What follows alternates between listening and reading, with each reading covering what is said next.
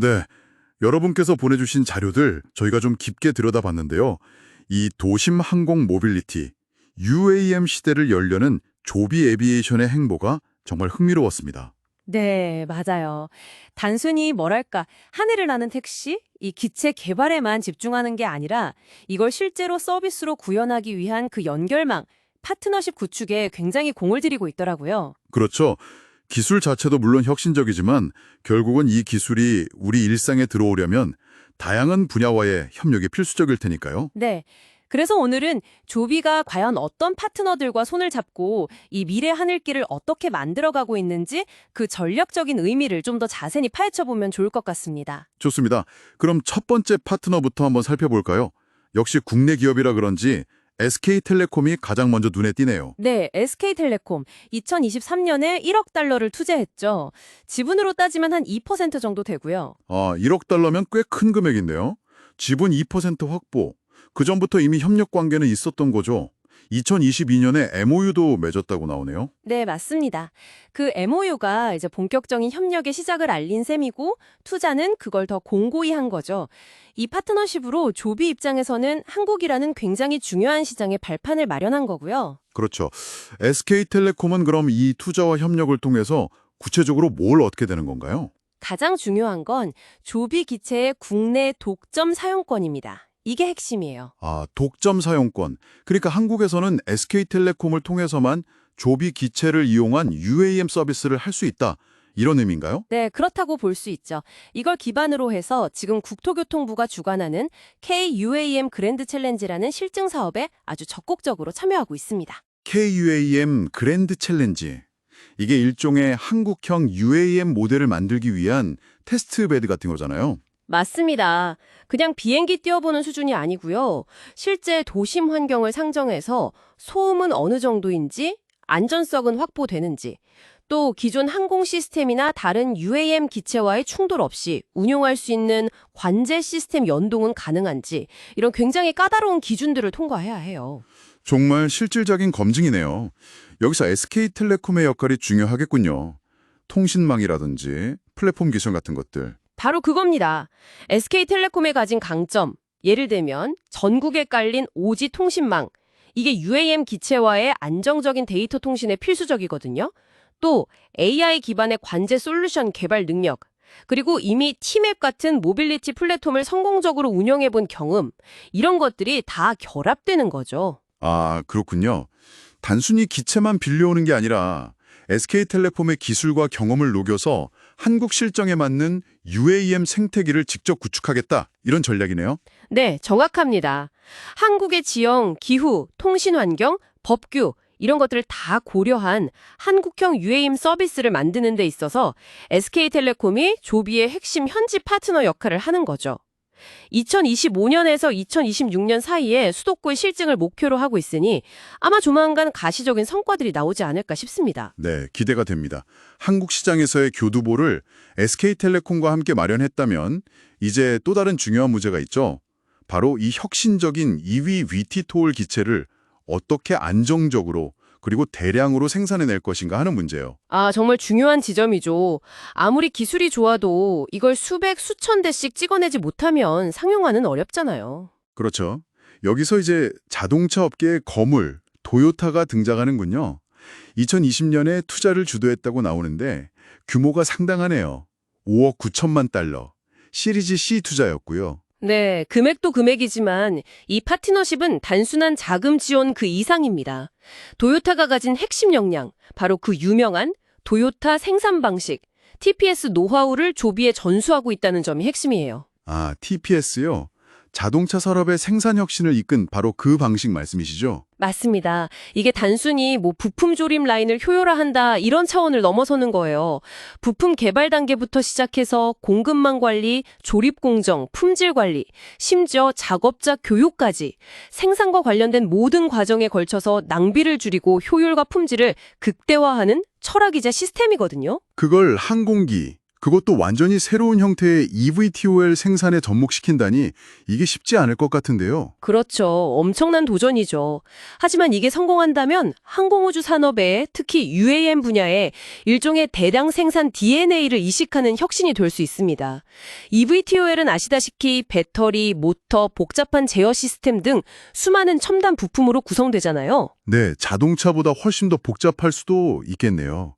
안전 기준도 훨씬 까다로울 거고요. 바로 그겁니다. 각 부품의 품질을 균일하게 유지하면서 조립 과정에서의 오류를 최소화하고 최종적으로는 안전성과 신뢰성이 확보된 기체를 대량으로 생산해내야 하는 거죠. TPS는 바로 이런 복잡한 시스템의 안정성과 효율성을 확보하는 데 최적화된 방식이라고 할 수 있습니다. 그러니까 도요타의 역할은 단순히 자본 투자를 넘어 조비가 안전하고 믿을 수 있는 eVTOL을 합리적인 비용으로 대량 생산할 수 있는 능력 그 자체를 갖추도록 돕는 거네요. 네, 정확히 그렇습니다. 부품 경량화 기술이라든지 품질 관리 노하우 전수 같은 구체적인 협력도 이루어지고 있고요. UAM이 정말 대중적인 교통수단이 되려면 기체 가격이 합리적인 수준으로 내려와야 하고 또 안전에 대한 신뢰가 절대적이잖아요. 그 열쇠를 도요타가 쥐고 있다고 봐도 과언이 아닐 겁니다. 와, 정말 핵심적인 파트너십이네요. 자, 그럼 기체를 만들고 또 한국 시장 같은 특정 지역에 맞게 운영할 준비도 했어요. 그럼 이제 다음은 뭘까요? 사용자들이 이걸 어떻게 이용하게 할 것인가? 이 문제가 남았네요. 네, 그렇죠. 아무리 좋은 비행기가 있어도 사람들이 쉽고 편리하게 이용할 수 없다면 무용지물이니까요. 여기서 모빌리티 플랫폼의 강자 우버가 등장합니다. 우버. 역시 빠질 수 없죠. 자료를 보면 2020년 말에 조비가 우버의 항공 부문, 우버 엘리베이트를 인수했다고 나오네요. 그리고 우버로부터 추가 투자도 유치했고요. 7,500만 달러. 네, 이 거래가 상당히 흥미로운 지점인데요. 단순히 조비가 우버의 UAM 사업부를 인수한 것에서 그치지 않았다는 점입니다. 우버가 조비의 지분을 확보하면서 전략적 파트너 관계로 전환됐어요. 그러니까 우버는 UAM 사업 자체는 조비에게 넘겼지만 완전히 손을 뗀 게 아니라 투자자이자 협력사로 남았다는 거군요. 맞습니다. 이게 중요한 포인트예요. 장기적으로 어떤 그림을 그리고 있냐면 바로 우버 앱에서 조비의 항공택시를 예약하고 이용할 수 있게 한다는 겁니다. 와, 그건 정말 파급력이 크겠는데요? 이미 수많은 사람들이 사용하는 우버 앱을 통해서 하늘을 나는 택시를 부를 수 있게 된다는 거잖아요. 그렇죠. 사용자 입장에서는 완전히 새로운 앱을 깔거나 사용법을 익힐 필요 없이 익숙한 우버 앱 인터페이스 안에서 지상의 우버 차량을 부르듯이 항공택시도 부를 수 있게 되는 거죠. 게다가 우버는 이미 지상교통과의 연계 노하우가 엄청나잖아요.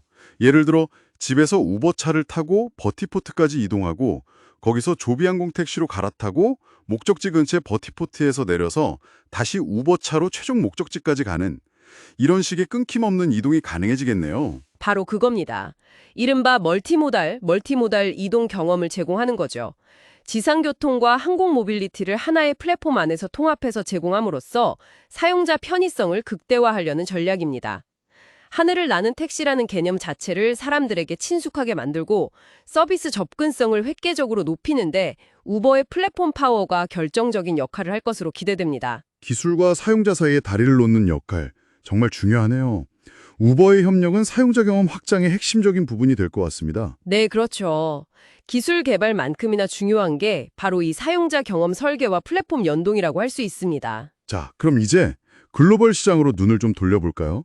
한국 시장은 SKT와 함께 공략하고 플랫폼은 우버의 손을 잡았는데 일본 시장에서는 ANA 홀딩스와 파트너십을 맺었군요. 네, 맞습니다. 일본의 대표적인 항공그룹이죠. ANA 홀딩스. 이 파트너십은 조비의 일본 시장 진출을 위한 아주 중요한 포석입니다. 일본도 UAM에 대한 관심이 상당히 높은 걸로 아는데요. 특히 2025년에 오사카 간사이 엑스포가 예정되어 있어서 이걸 기점으로 뭔가 보여주려는 움직임이 있는 것 같더라고요. 네, 정확히 보셨습니다.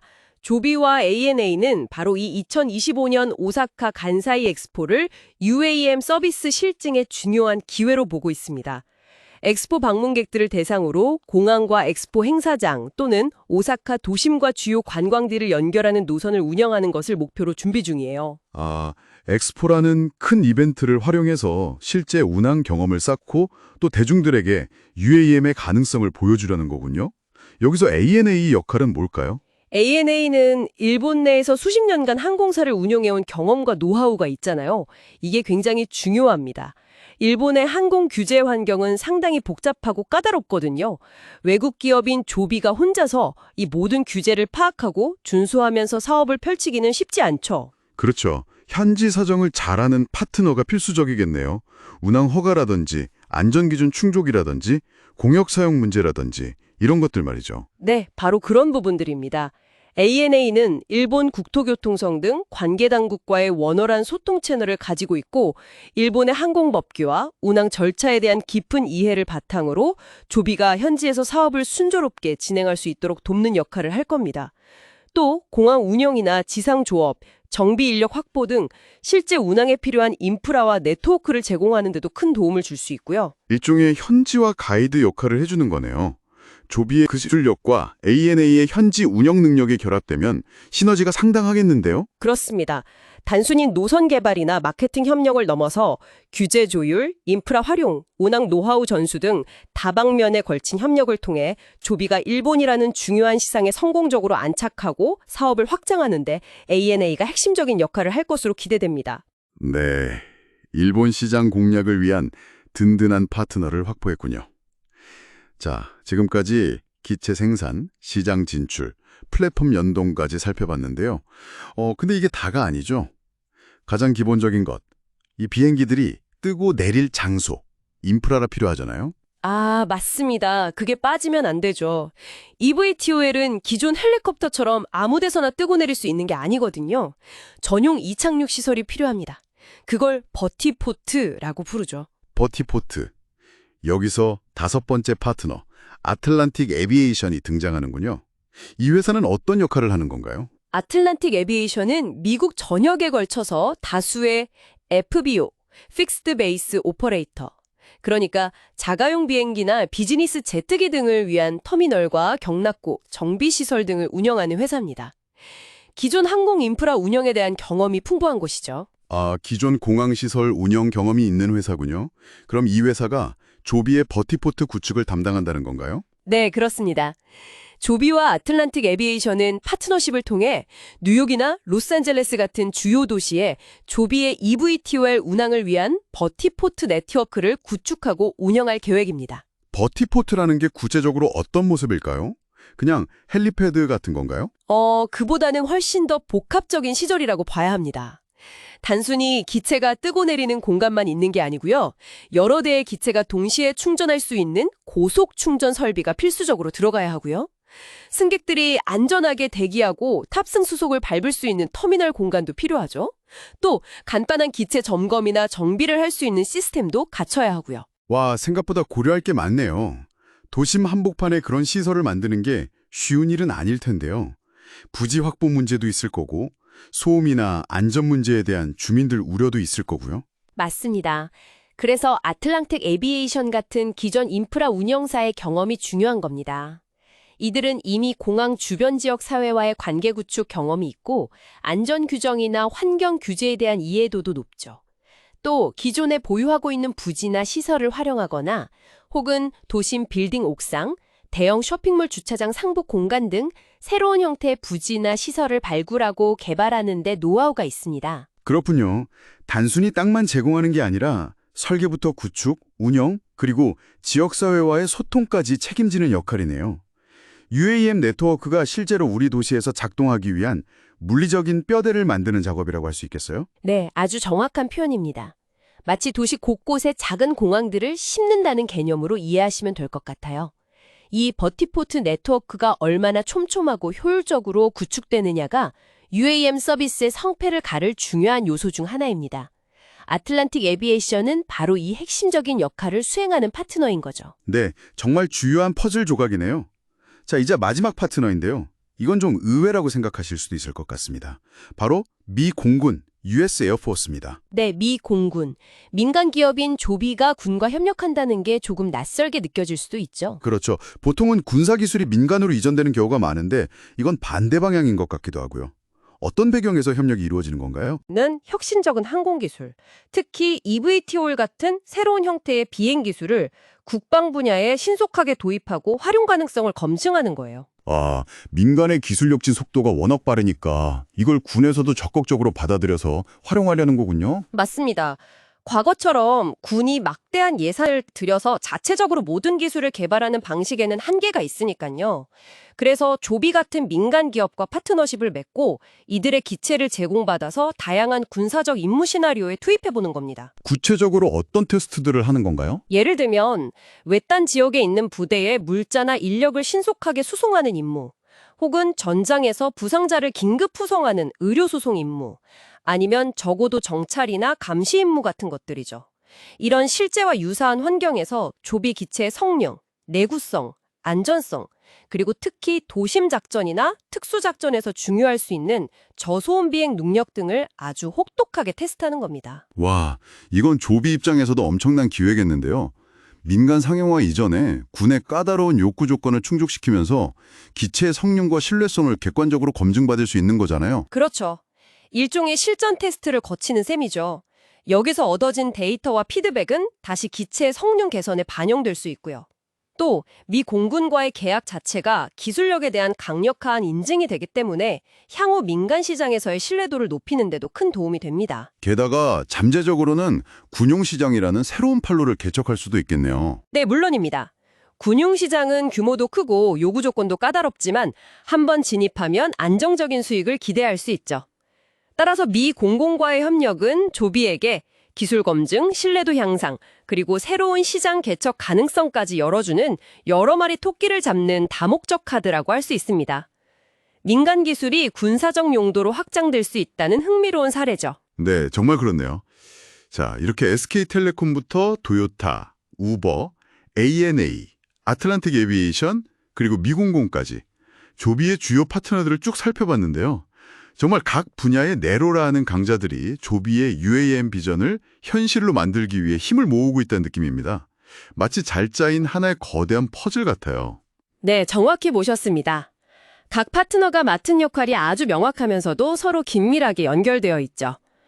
다시 한번 정리해보면 SK텔레콤은 한국 시장 진출과 현지 플랫폼 구축을 담당하고요. 도요타는 TPS를 통해 안정적인 대량 생산 체계를 구축하는 역할을 하고요. 우버는 사용자 접근성을 높이고 지상교통과 연계된 통합 플랫폼 경험을 제공하죠. ANA는 일본 시장 개척과 현지 규제 환경 극복을 돕고요. 아틀란틱 에비에이션은 UAM 운항의 필수 인프라인 버티포트 네트워크를 구축하고 운영합니다. 그리고 마지막으로 미 공군은 혹독한 테스트를 통해 기술의 신뢰성을 검증하고 새로운 가능성을 타진하고요. 그렇습니다. 이 파트너들은 단순히 부품을 공급하거나 자금을 대는 수준을 넘어서 각자가 가진 핵심 역량, 예를 들어 로컬 플랫폼, 제조 안정성, 사용자 경험, 시장 개척, 인프라, 기술 검증 같은 것들을 제공하면서 강력한 시너지를 만들어내고 있는 겁니다. 이건 단순히 한 기업의 기술 개발 프로젝트가 아니라 UAM이라는 완전히 새로운 모빌리티 생태계를 구축하는 거죠. 오늘 이렇게 조비의 파트너십 네트워크를 자세히 들여다보니 미래 모빌리티 시대를 열기 위해서는 혁신적인 기술 개발 그 자체만큼이나 어쩌면 그 이상으로 이 연결의 힘이 중요하다는 생각이 드네요. 서로 다른 강점을 가진 주체들이 어떻게 협력하고 시너지를 내느냐가 결국 성공의 관건이 될 것 같습니다. 네, 전적으로 동의합니다. 앞으로 UAM 시장이 본격적으로 열리면 이 파트너십 네트워크는 더욱 확장되고 복잡해지겠죠.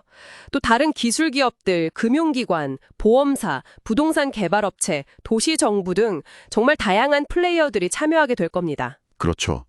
오늘 저희가 살펴본 조비의 사례는 그 시작을 보여주는 하나의 예시일 뿐이겠죠. 여러분은 이 조비의 파트너십 지도를 보시면서 어떤 생각이 드셨나요? 이 연결망 속에서 또 어떤 새로운 가능성 혹은 앞으로 해결해야 할 과제들이 보이시나요? 다음 탐구를 위한 좋은 질문이 될 것 같습니다.